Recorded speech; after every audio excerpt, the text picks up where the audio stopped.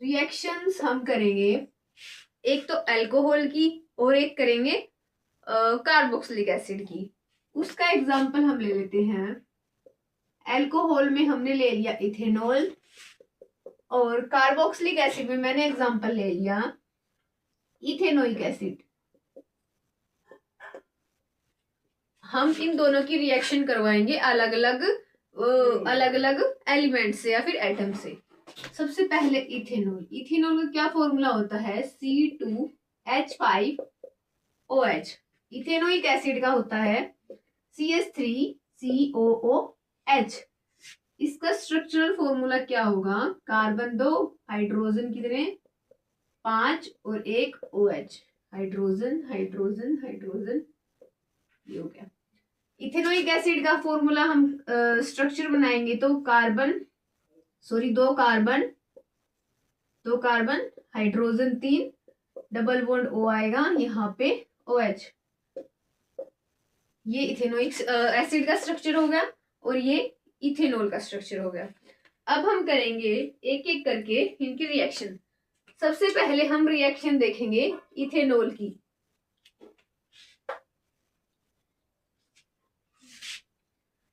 सबसे पहले हम रिएक्शन करेंगे reaction of ethanol means C2H5OH। हम इथेनॉल की रिएक्शन करवाएंगे CH3CH2OH। पहले हम इथेनॉल की रिएक्शन करवाएंगे सोडियम के साथ। और जब हम इथेनॉल की रिएक्शन सोडियम के साथ करवाएंगे तो हमें क्या प्रोडक्ट मिलेगा? इसके पास ये जो OH है ये H+ आयंस की फॉर्म में टूट जाएगा और हमें क्या मिलेगा? और जो ये Na है, अभी देखो ये H+ आयंस की फॉर्म में टूट गया तो बाकी ये जो पार्ट बच गया ये है नेगेटिव, और Na के ऊपर पॉजिटिव 1 चार्ज होता है। हाइड्रोजन अलग हो गया और ये Na वाला जो पोर्शन है ये इस बाकी इथेनॉल के बाकी के साथ आके जुड़ जाएगा। मीन्स CH3CH2ONA और प्लस में ये जो H+ आयंस निकले थे ये हाइड्रोजन की फॉर्म में बाहर निकल जाएंगे। अभी अगर हम इसे बैलेंस करना चाहें तो एक H यहाँ पे है, 2 H यहाँ पे है। अब हम इसकी 2 से मल्टीप्लाई कर देंगे, मीन्स ये पूरा कितना हो गया? डबल। यहाँ पे भी डबल हो गया तो मीन्स 2 Na, यहाँ पे भी 2 Na। ये रिएक्शन एक बार फिर से देखो। जब हमने इथेनॉल की रिएक्शन सोडियम के साथ करवाई तो इसके पास OH में जो H है वो H+ आयंस की फॉर्म में बाहर निकल जाएगा in the form of hydrogen gas, और सोडियम जो है इस बाकी नेगेटिव पार्ट के साथ आके बैठ जाएगा और H2 बाहर निकल गया। अब हम सेकंड जो रिएक्शन करेंगे वो इथेनॉल की रिएक्शन करवाएंगे। इसके साथ CH3C2OH की हमने रिएक्शन करवानी है। इसके साथ excess concentrated H2SO4 means sulphuric acid, temperature of 443 kelvin. हमने इसको हीट देनी है। हीट देंगे तो इसमें से कौन कौन से आयंस बाहर निकल जाएंगे? अगर एक्सेस मीन्स ये ना डिहाइड्रेटेड है, ये पानी का बहुत ज्यादा प्यासा है। मतलब इसके साथ जब हमने रिएक्शन करवाई तो हमें H2O मीन्स वाटर के मॉलिक्यूल्स अलग करने हैं। हमें अगर कहीं भी एक्सेस मिल जाए तो इसका मतलब है कि हमें उसके अंदर से वाटर के मॉलिक्यूल्स को अलग करना है। अब इसमें क्या होगा? ये OH आयंस हैं ये टूट जाएंगे, OH नेगेटिव बाहर निकल जाएगा और ये पॉजिटिव बच जाएंगे। अभी हम इसको कैसे लिखेंगे? CH, अभी देखो OH नेगेटिव आयंस और 2 हाइड्रोजन ये मान लो और 1 हाइड्रोजन ये, तीन ही हो गए। हम इसको ऐसे लिख सकते हैं और ये H पॉजिटिव आयंस भी बाहर निकल जाएगा। Means H positive OH negative दोनों मिला के क्या बनेगा, H2O, H2O मोलिक्यूल्स। अब हमें क्या करना है, बाकी ये कितना बच गया, CH2 यहाँ पे क्या बच जाएगा, डबल बॉन्ड। मीन्स जब हमने इथेनॉल की रिएक्शन एक्सेस कंसंट्रेटेड H2SO4 के साथ 443 केल्विन टेम्परेचर पर करवाई, तब हमें क्या मिलेगा, एल्कीन और साथ में वाटर के कुछ मॉलिक्यूल्स। OH यहाँ से निकल जाएगा और ये जो CH3 था इसका एक H यहाँ से निकल जाएगा। मीन्स H एक, दो H और एक ये O, ये वाटर मॉलिक्यूल्स हो गए। और ये जो बनेगा ये क्या बनेगा, दो कार्बन है तो H, डबल बॉन्ड है तो इन्स। मीन्स हम ये देख सकते हैं जब भी हम किसी भी अल्कोहल की reaction concentrated access concentrated H2SO4 के साथ हम करवाएंगे, तब हमें एल्कीन मिलेगा और साथ में कुछ वाटर के मॉलिक्यूल्स। और इस रिएक्शन को हम क्या कह सकते हैं, dehydration of ethanol. Dehydration of ethanol, dehydration of ethanol.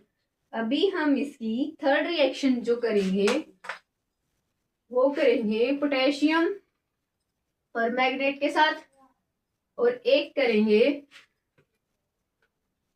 Acidified K2Cr2O7 के साथ। मीन्स थर्ड रिएक्शन जब हम इथेनॉल की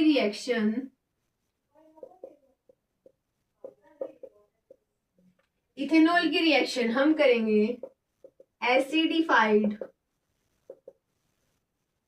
KMnO4 पोटेशियम परमैंगनेट और एसिडी, और हम इसमें से कोई भी ले सकते हैं, और एसिडिफाइड K2Cr2O7। इसको हम क्या बोलेंगे, इसको हम बोलेंगे पोटेशियम डाइक्रोमेट। इसको हम बोलेंगे पोटेशियम परमैंगनेट। जब हमने इथेनॉल की रिएक्शन एल्किलिन, ये एल्कलाइन नेचर का होता है KMnO4। जब हमने इथेनॉल की रिएक्शन एल्कलिन KMnO4 और acidified K2Cr2 means potassium dichromate के साथ करवाई, तब हमें क्या मिलेगा, इथेनोइक एसिड। इथेनोइक एसिड का क्या फॉर्मूला होता है, इसके अंदर ये देखो दो कार्बन है, तो मीन्स दो कार्बन कौन से एसिड के अंदर होते हैं, इथेनोइक एसिड के अंदर, CH3COOH। इसे हम क्या बोलेंगे, इथेनोइक एसिड। जब हमने इथेनॉल की रिएक्शन एल्कलिन KMnO4 और एसिडिफाइड K2Cr2O7 के साथ करवाई, तब हमें क्या मिलेगा, एक कार्बोक्सिलिक एसिड। और दो कार्बन है मीन्स इथेनॉल है, तो उसका क्या बन जाएगा, इथेनोइक एसिड। और इसके अंदर जो फर्स्ट और सेकंड है, फर्स्ट और सेकंड मीन्स एल्कलिन KMnO4 और K2Cr2, फर्स्ट और सेकंड ये क्या है, oxidising agent. Oxidising agent means ये ऑक्सीडाइजिंग एजेंट है। ऑक्सीडाइजिंग एजेंट कौन से होते हैं, जो रिडक्शन का काम करते हैं। मीन्स इसके अंदर से हाइड्रोजन है उसका एडिशन हो रहा है, और नहीं इसके अंदर क्या हो रहा है, ऑक्सीजन का एडिशन हो रहा है। एक ऑक्सीजन से दो ऑक्सीजन बन गया, मीन्स ऑक्सीडेशन रिएक्शन हो रही है इसके अंदर। ओके, इसके अंदर ऑक्सीडेशन रिडक्शन रिएक्शन हो रही है और साथ में ऑक्सीडाइजिंग एजेंट प्रेजेंट है। और जो KMnO4 होता है ये पर्पल कलर का होता है, पर्पल कलर का होता है। जब भी हमने इथेनॉल की रिएक्शन एल्केलिन KMnO4 या फिर एसिडिफाइड K2Cr2O7 के साथ करवाई, तब हमें इथेनोइक एसिड मिलेगा। और जो KMnO4 है, हमने इथेनॉल के अंदर के एल्केलिन KMnO4 को डिसोल्व किया और एल्केलिन KMnO4 का कलर होता है पर्पल। जब हमने उसके अंदर KMnO4 डाला तो वो कलर है वो चेंज हो गया, वो पर्पल कलर है वो गायब हो जाएगा और हमें क्या मिलेगा, इथेनोइक एसिड। और इसके अंदर एल्केलिन KMnO4 एसिडिफाइड K2Cr2 ये ऑक्सीडाइजिंग एजेंट है। और इसके अंदर क्या हो रहा है, ऑक्सीडेशन रिएक्शन, एक ऑक्सीजन से दो ऑक्सीजन बन गए। अब हम नेक्स्ट रिएक्शन करेंगे इथेनोइक एसिड की। इथेनॉल की रिएक्शन ये तीन ही थी, ये आपको याद रखनी है। अब करेंगे इथेनोइक एसिड। इथेनोइक एसिड का क्या फॉर्मूला होता है, CH3COOH। इथेनोइक एसिड फॉर्मूला होता है CH3COOH। जब हम सबसे पहली रिएक्शन करेंगे, जब हम इथेनोइक एसिड की रिएक्शन किसी भी बेस के साथ करवा रहे हैं, ये क्या है, बेस। जब हम इथेनोइक एसिड की रिएक्शन बेस के साथ करवा रहे हैं तो हमें क्या मिलेगा, इसके NaOH हमने बेस लिया है, इसका तो OH नेगेटिव बाहर निकल जाएगा और इथेनोइक एसिड का H पॉजिटिव और Na जो बच गया ये पॉजिटिव चार्ज। अब क्या होगा, H पॉजिटिव और OH नेगेटिव आयंस ये वाटर मॉलिक्यूल्स की फॉर्म में बाहर निकल जाएंगे और जो ये Na पॉजिटिव है ये इस वाले नेगेटिव पोर्शन के साथ आके बैठ जाएगा, मीन्स CH3COONA। अब हम इसको नेम देंगे सोडियम इथेनोएट, मीन्स सोडियम और इथेनोएट। इथेन मतलब दो कार्बन, इथेनोएट इसका मतलब क्या होता है, ये वाला। जब भी हम किसी भी इथेनोइक कोई भी कार्बोक्सिलिक एसिड है उसका एक H, मीन्स ये वाला H जब हम इसे बाहर निकाल देते हैं तो COOH ये जो बच गया मॉलिक्यूल्स, हम इसको क्या बोलेंगे, मीथेनोएट। हम इसको O8 की फॉर्म में लास्ट में O8 लगाते हैं। जब भी इसके अंदर से पॉजिटिव चार्ज बाहर निकल जाता है और नेगेटिव पोर्शन बच जाता है, हम उसको क्या बोलेंगे, इथेनोएट। अब हमने इसमें क्या किया था, इथेनोइक एसिड का, इसलिए हमने क्या लिख दिया, इथ, और सिंगल बॉन्ड है तो N, O8 मीन्स ये वाला नेगेटिव और साथ में Na है तो सोडियम आगे लग जाएगा और ये वाटर मॉलिक्यूल्स बाहर निकल जाएंगे। और हम सेकंड रिएक्शन करेंगे मेटल कार्बोनेट के साथ।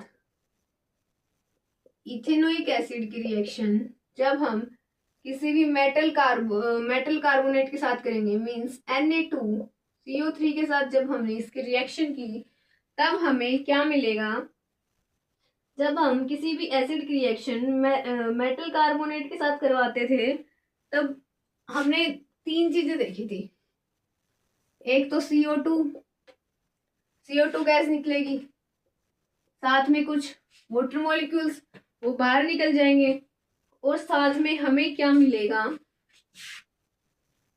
CO2 बाहर निकल गई और हमें क्या मिलेगा, ये वाला H पॉजिटिव फिर से टूट जाएगा और इसका जो एक Na है वो इसके साथ आके बैठ जाएगा, मीन्स CH3COONA। इसको हम सोडियम इथेनोएट ही बोलेंगे। और ये कार्बन डाइऑक्साइड गैस होगी, साथ में कुछ वाटर मॉलिक्यूल्स हो गए, ये हो गया एसिड और ये हो गई मेटल कार्बोनेट। मेटल कार्बोनेट की जगह हम मेटल हाइड्रोकार्बोनेट भी ले सकते हैं। मैंने सिर्फ इस एक एग्जांपल की हेल्प से आपको समझाया है। अब हम थर्ड जो करेंगे, इसके अंदर हम थर्ड करेंगे स्टेरिफिकेशन। स्टेरिफिकेशन क्या होता है? उस रिएक्शन के अंदर ईस्टर का बन जाना। थर्ड जो रिएक्शन करेंगे स्टेरिफिकेशन। और स्टेरिफिकेशन कब बनेगा? जब इथेनोइक एसिड और इथेनॉल आके जुड़ जाएंगे, तब हमें क्या मिलेगा? एक ईस्टर। इथेनोइक एसिड का क्या फॉर्मूला होता है? CH3COOH। साथ में हमें क्या लेना है? इथेनॉल। साथ में हम क्या लेंगे? Ethanol CH3CH2OH। और जो ये रिएक्शन होती है ये रिवर्स में भी होती है। मीन्स हम इस रिएक्टेंट को प्रोडक्ट बना सकते हैं और प्रोडक्ट को रिएक्टेंट बना सकते हैं। तो अब क्या होगा इस रिएक्शन में? जब हम इसको इसके अंदर कैटलिस्ट, कोई भी एक एसिड कैटलिस्ट यूज करेंगे तो इसके अंदर carboxylic acid means ethanoic acid का H पॉजिटिव, बाकी बचा नेगेटिव, इसका H पॉजिटिव अलग हो जाएगा और इथेनॉल का OH नेगेटिव बाहर निकल जाएगा। मीन्स H और OH वाटर मॉलिक्यूल्स बाहर निकल जाएंगे। और साथ में हमें क्या मिलेगा? एक ईस्टर। ईस्टर कैसा? CH3COO साथ में ये ऐड हो जाएगा CH2 और CH3। हम इसको खोल के कैसे लिख सकते हैं? CH3C डबल बॉन्ड O, साथ में single bond O, CH carbon hydrogen hydrogen hydrogen. Means जब भी कोई भी दो मॉलिक्यूल्स ऑक्सीजन के साइड में लगे हुए हैं तब हम उसको क्या बोलेंगे? ईस्टर। और उस पूरी प्रोसेस को हम क्या बोलते हैं? स्टेरिफिकेशन। और स्टेरिफिकेशन ये यूज होता है, जो भी हम परफ्यूम यूज करते हैं डेली लाइफ में, हम परफ्यूम लगाते हैं वो स्वीट स्मेल के होते हैं, उनके अंदर से बहुत अच्छी खुशबू आती है, तो उसकी प्रोसेस यही होती है। ये होगी reverse reaction. Okay, means esterification कब बनेगा? जब इथेनोइक एसिड और इथेनॉल दोनों ऐड हो जाएंगे। उसके अंदर जब हम कैटलिस्ट यूज करेंगे, कैटलिस्ट का क्या काम होता है? वो बिना किसी रिएक्शन में ऐड हुए उस रिएक्शन को फास्ट कर देता है और प्रोडक्ट जल्दी बन जाता है। इथेनोइक एसिड और अल्कोहल को ऐड किया, साथ में कैटलिस्ट यूज किया, हमें क्या मिला? एक ईस्टर और कुछ वाटर के मॉलिक्यूल्स। और एक नेक्स्ट रिएक्शन है स्पोनिफिकेशन। नेक्स्ट रिएक्शन है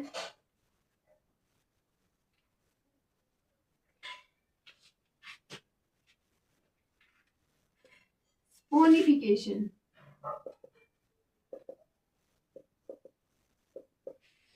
स्पोनिफिकेशन क्या होता है? जब भी कोई ईस्टर और साथ में कोई बेस ऐड हो जाता है, जब भी कोई ईस्टर और साथ में कोई बेस ऐड हो जाता है तो वो प्रोसेस जो होती है उसको क्या बोलते हैं? स्पोनिफिकेशन।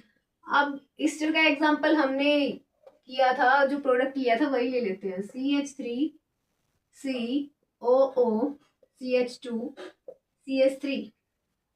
थर्ड जो हमने स्टेरिफिकेशन प्रोसेस की थी उसमें ये प्रोडक्ट बना था ईस्टर। और स्पोनिफिकेशन क्या होता है? Easter plus base. बेस हम स्ट्रॉन्ग बेस जो होता है वो हम NaOH ही यूज करते हैं। एग्जाम में 1 मार्क्स में पूछ लिया जाता है कि स्ट्रॉन्ग बेस का नाम बताओ, तो स्ट्रॉन्ग बेस कौन सा होता है? NaOH, sodium hydroxide. ये बेस हो गया, ये ईस्टर। जब हमने इनकी रिएक्शन करवाई तब हमें क्या मिलेगा? इसके अंदर से, और बेस के पास क्या होते हैं? OH नेगेटिव आयंस, और कभी भी हम बेस की रिएक्शन करवा रहे होते हैं तो उसके अंदर से OH नेगेटिव ही बाहर निकलता है, और जो सोडियम बचता है पॉजिटिव, ये आगे वाली प्रोसेस आगे वाला जो रिएक्टेंट है उसके साथ ऐड हो जाता है। अब देखो यहाँ पे CH3 है, हम इसको CH2 और एक हाइड्रोजन यहाँ पे लगा लिया, एक ही बात है, OH नेगेटिव इसके आयंस और H पॉजिटिव इसके आयंस, और बाकी बचा है नेगेटिव पोर्शन, ये वाटर की फॉर्म में बाहर निकल जाएगा H2O, और साथ में हमें क्या प्रोडक्ट मिलेगा, CH3 COO CH2 और CH2, एक H तो ये बाहर निकल गया। अब हम नेक्स्ट रिएक्शन करेंगे इसकी इथेनोइक एसिड की ही फोर्थ रिएक्शन। हमने 3 रिएक्शन कर ली, फोर्थ रिएक्शन है उसका नेम है स्पोनिफिकेशन। स्पोनिफिकेशन रिएक्शन में क्या होता है, जब भी कोई ईस्टर और साथ में एक बेस ऐड हो जाता है तो उस प्रोसेस को क्या बोलते हैं, स्पोनिफिकेशन। अभी हमने थर्ड जो रिएक्शन की उसमें ईस्टर बना था, हम उसी ईस्टर को इसमें यूज करेंगे। ये बना था हमारे पास ईस्टर, साथ में एक बेस लेना है, बेस हम NaOH ही लेते हैं, ये एक स्ट्रॉन्ग बेस है। एग्जाम में काफी बार पूछ लिया जाता है कि एक स्ट्रॉन्ग बेस का नाम बताओ, तो आप ये नाम दे सकते हो, ये मोस्ट इंपोर्टेंट क्वेश्चन है NaOH। जब भी हमने इन दोनों की रिएक्शन करवाई और बेस में से हमेशा OH नेगेटिव आयन ही बाहर निकलते हैं, और ये जो रिएक्शन है इसमें देखो हम इसको CH2 और एक हाइड्रोजन यहाँ पे लगा लिया, तो ये H पॉजिटिव आयंस ये भी बाहर निकल जाएंगे, मीन्स H पॉजिटिव आयंस ये, OH नेगेटिव आयंस ये, मीन्स H2O मॉलिक्यूल बाहर निकल गए, और साथ में सॉरी एक मिनट रुकना, H पॉजिटिव नहीं निकलेंगे इसमें, CH3। अब हमें प्रोडक्ट में क्या मिलेगा, ये टूटेगा यहां से COO के पास से। अब CH3 COO, ये नेगेटिव, ये वाला नेगेटिव, ये पॉजिटिव, ये पॉजिटिव, ये नेगेटिव, ये पॉजिटिव, ये ऐसे होगा। अब इसके अंदर क्या होगा, ये जो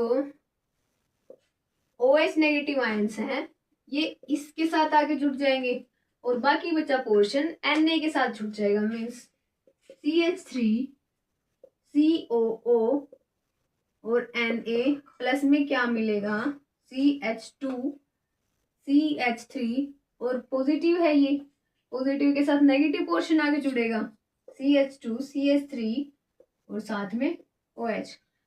मीन्स जब भी हमने स्पोनिफिकेशन रिएक्शन करवाई, एस्टर और बेस का यूज किया, तो उसमें हमें क्या मिल गया, ये इथेनॉल। ओके, और CH3CO नेगेटिव पोर्शन है, इसके साथ Na आके जुड़ गया, और CH2 CH3 ये पॉजिटिव पोर्शन है, तो इसके पास बेस का OH नेगेटिव आयंस आगे जुड़ जाएगा, तो हमें क्या प्रोडक्ट मिलेगा, इथेनॉल। तो ये थी आपकी 4 reaction.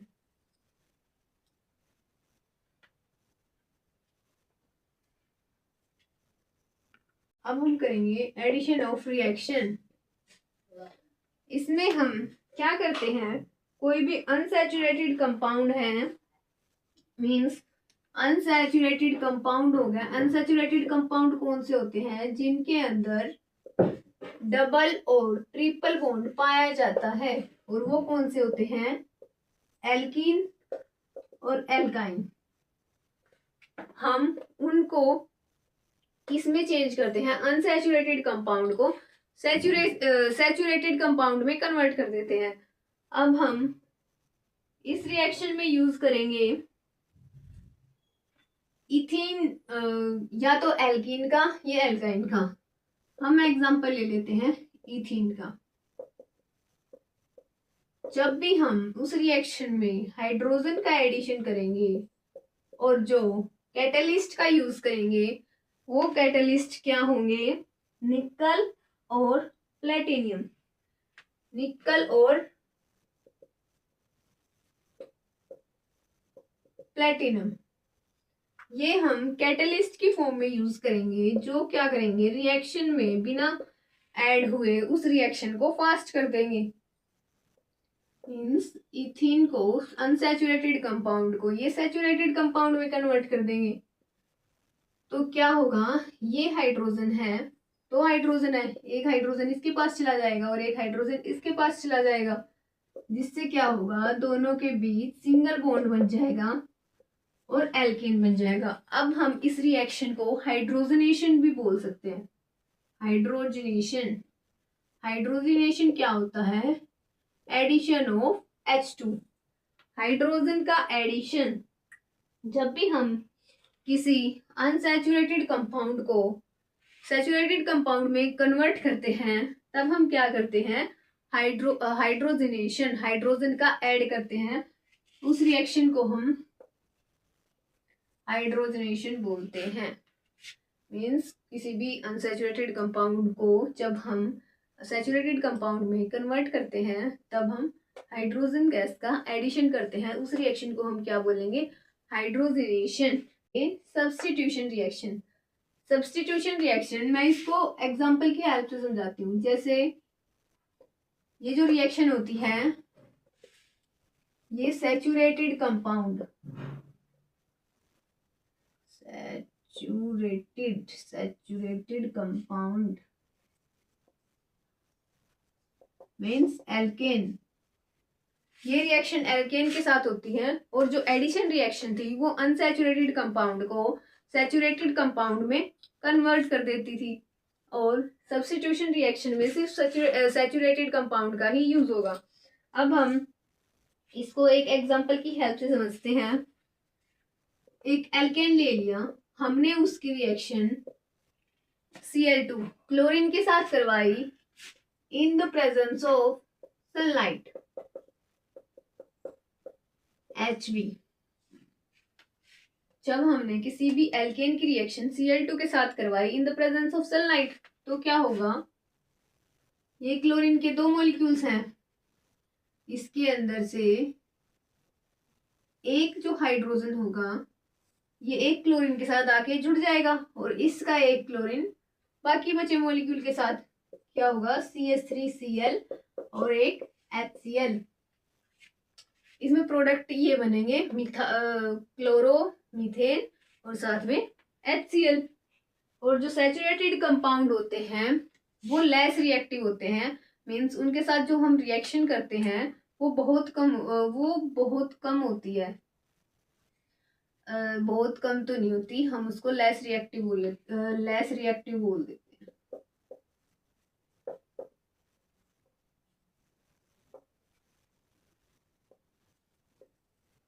Saturated compound are less reactive होते हैं। तो ये जल्दी से जो कोई भी मॉलिक्यूल है ये इनके साथ आके बैठ जाता है, ये वहीं पे स्टेबल हो जाते हैं।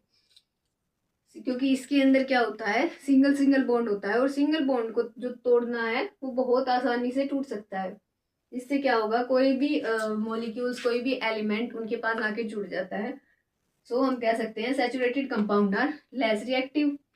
जब भी हमने सब्स्टिट्यूशन रिएक्शन में क्या होता है, एक बार रिवीजन कर लेते हैं। कोई भी एल्केन ले लिया, उसकी रिएक्शन Cl2 के साथ करवाई इन द प्रेजेंस ऑफ सनलाइट, तो हमें क्या मिलेगा, एक क्लोरो एल्केन और साथ में HCl।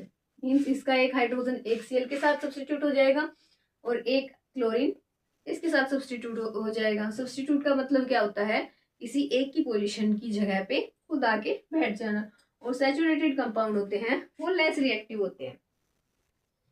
यही थी इथेनोइक एसिड की रिएक्शन। अब हम करेंगे कंबसन। नेक्स्ट टॉपिक करेंगे combustion.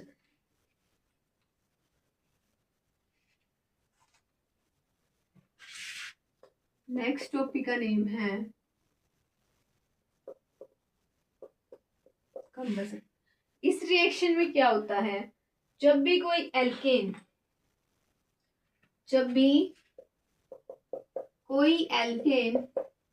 In the presence of air reaction करेगा, तब हमें क्या क्या प्रोडक्ट मिलेंगे, CO2, साथ में कुछ वाटर मॉलिक्यूल्स और साथ में क्या मिलेगी, हीट।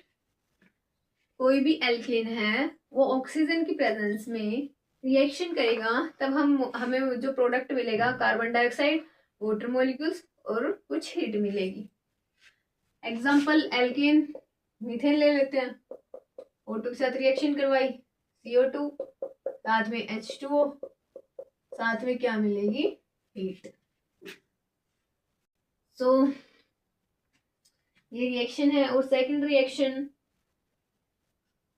अल्कोहल ले लेते हैं, C2H5 की रिएक्शन, CH3CH2OH की रिएक्शन जब भी हम O2 के साथ करवाएंगे, मींस कोई भी एल्केन होगा इन द प्रेजेंस ऑफ एयर, और एयर में क्या होता है, ऑक्सीजन। तो ऑक्सीजन के साथ रिएक्शन करवाएंगे, हमें प्रोडक्ट में क्या मिलेगा, CO2 गैस, H2O और साथ में हीट। ये रिएक्शन आपको याद कर लेनी है। एलोट्रोपी, एलोट्रोपी क्या होता है, कोई भी ऐसा फिनोमिना जिसके अंदर एक एलिमेंट इन 2 और मोर फॉर्म, मतलब एक या ज्यादा फॉर्म में एग्जिस्ट करेगा और उनकी जो फिजिकल प्रॉपर्टी होंगी वो डिफरेंट होंगी, लेकिन उनकी केमिकल प्रॉपर्टी सेम होंगी। मीन्स द फिनोमिना, इसकी डेफिनेशन लिखते हैं, the phenomena in which an element exists in 2 or more forms, 2 या 2 से ज्यादा फॉर्म में एग्जिस्ट करेगा और उनकी फिजिकल प्रॉपर्टी वो डिफरेंट होंगी, and which have different physical property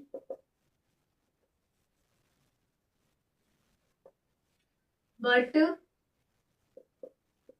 same chemical property।